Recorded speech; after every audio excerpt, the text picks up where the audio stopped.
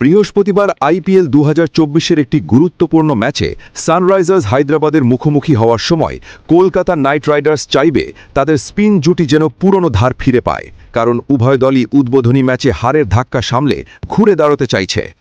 এই ম্যাচটির মাধ্যমে কেকেআরের জন্য ঘরের মাঠের এক গুরুত্বপূর্ণ পর্ব শুরু হচ্ছে, যারা আসন্ন বিধানসভা নির্বাচনের কারণে দীর্ঘ বিরতির আগে ৭ দিনে ৩টি ম্যাচ খেলবে। এরপর 4টি আওয়ে ম্যাচ এবং পরবর্তী হোম ম্যাচ ১৬ই মে হওয়ায় ইডেন গার্ডেন্সে জয়ের ধারা বজায় রাখতে চাইলেও বোলিং সংক্রান্ত চিন্তার কারণে কেকেআরের অভিযান ইতিমধ্যেই ধক্কা খেয়েছে।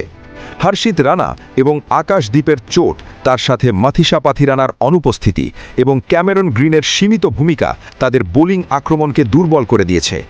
এই গভীরতার অভাব তাদের উদ্বোধনী ম্যাচেই প্রকাশ পেয়েছিল, যেখানে তারা মুম্বাইয়ের বিপক্ষে ২২০ রান রক্ষা করতে ব্যর্থ হয়েছিল।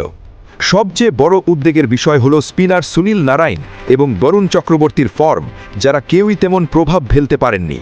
যে পিচে সিমার এবং স্পিনার উভয়কেই সহায়তা করার সম্ভাবনা রয়েছে, সেখানে তাদের পুনরুত্থানই হবে মূল চাবিকাঠি। বাড়তি শক্তির জন্য কেকেআর রোভম্যান পাওয়েলকেও দলে আনার কথা ভাবতে পারে,